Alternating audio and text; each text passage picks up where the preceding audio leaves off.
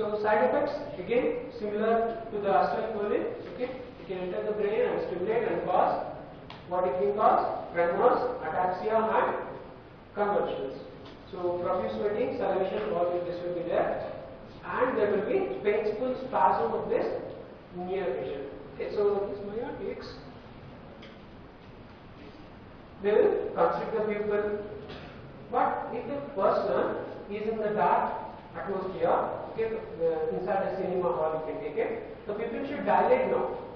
So what the autonomic nervous system is doing, it is trying to dilate this pupil, but our drug is causing constriction. So there is some clash going on between the autonomic nervous system and the drug which we have used. What will happen finally? There will be spasm of this accommodation reflex. Okay, so that's why when we are using this drug, it has a therapeutic purpose in glaucoma. The prominent side effect is accommodation reflex problems or the spasm of this accommodation. So here you can see what is happening. So once there is normal pupil, okay, there will be less movement of this. Okay, less movement of this appears.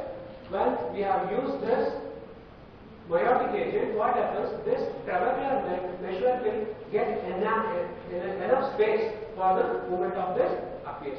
Okay, so that will help in mesospheral outflow. So here we have the sphincter tubulate, ciliary body, ciliary muscles, which will help us the contraction and bring about the reaction. So the thing what we are concentrating here is the mesospheral outflow, which should be enhanced with the action of this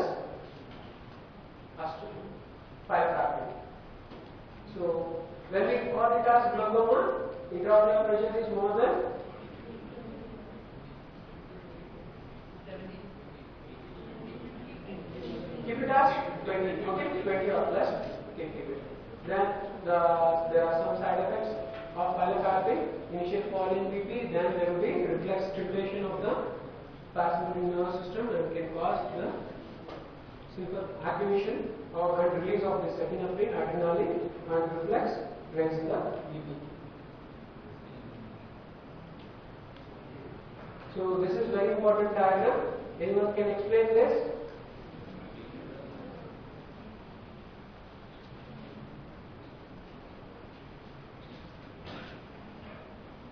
Yes, volunteers.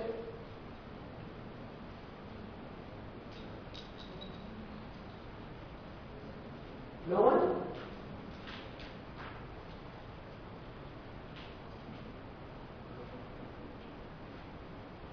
Yes? Second benches? I am seeing some familiar faces whom I taught this. The 4 drugs involving constriction of the and dilation of the pupil. What are the 2 groups of drugs which cause meiosis?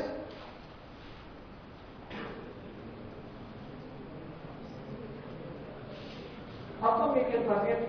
I might have told you to repeat for more than 10 times. Yes? And not remembering those cases. Yes, yourself, can you remember? 2 drugs, 2 group of drugs which can cause meiosis. Cholinergic drug, anti-adrenergic drug. Very good. Okay. So here we are seeing 2 group of drugs. Okay. The adrenergic drug is nothing but the sympathetic drug which are acting by long ciliary nerves, and from the short ciliary nerve we have this cholinergic drugs. Okay. The cholinergic drug direct action is on this sacral muscles. You can see this acetylcholine going and acting on the sacral muscles.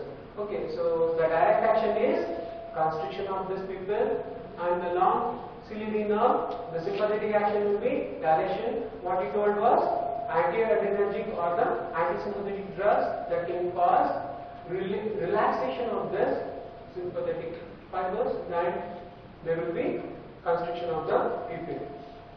2 groups of drugs which can cause this constriction of the pupil.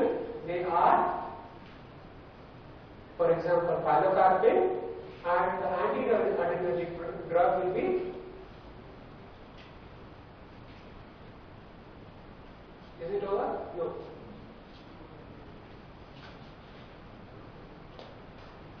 Okay. So then we have the two drugs which can cause dilation of the pupil. What are the two drugs? Anticholinergic drug and the adrenergic group of drug. Okay. So two drugs which can cause this dilation of the pupil, that will be the anticholinergic drug. Any examples? Atropine, hyoscine, tropicamide, cyclopentolate. All these drugs can cause dilation. Then, what are the other group of drugs?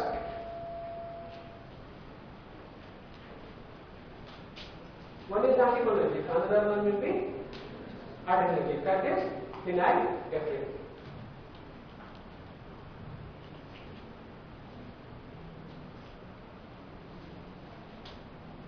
So, we have normal, dilated and constricted pupil. Here you can see the constricted pupil is due to the anticholinesterase is nothing but the pyristinine and the neostigmine. The muscarinic agonist may be acetylcholine, pilocarpine. So, we have this drugs, adrenergic blockers.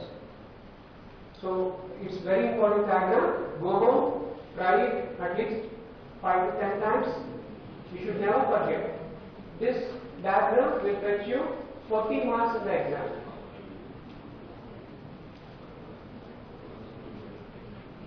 So coming to the graph which is based on this cholinergic system, very important one. Okay, you might. Yes? Any doubt? You want to end any decision?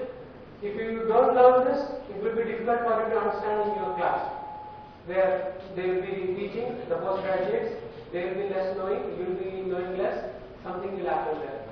That's why just concentrate what I am telling here.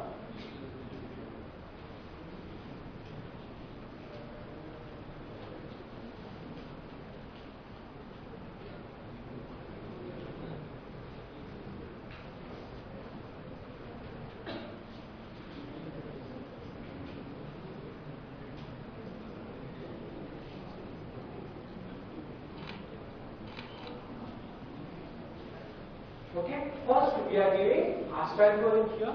Okay, acetylcholine. Then we are increasing the dosage. Okay, what will happen? Acetylcholine we told it is a vagomimetic action, and here we are seeing the effect on the blood pressure. Okay, so what is happening to the blood pressure? There is fall in blood pressure. Okay, so increasing the dosage of acetylcholine, we are getting fall in blood pressure. Then we are adding atropine. Atropine is a competitive blocker of this. Then we are giving this acetylcholine again. Then we are getting this response. There is increase in the blood pressure. Okay? Why we are getting this?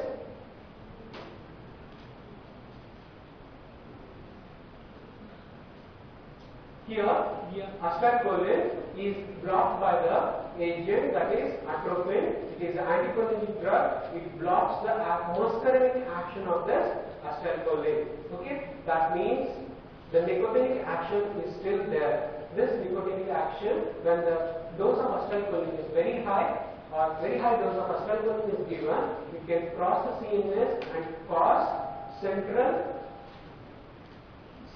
action, and there will be increase in the blood pressure. Okay, this graph is given for you in the exams. Just remember, acetylcholine in the initial doses or the lower doses, we can act on the muscarinic receptors, and when we have using the competitive blocker at muscarinic receptors, the acetylcholine can cross the penetrate CNS and can cause central mediator increase in the blood pressure. Okay, so this diagram we need to remember.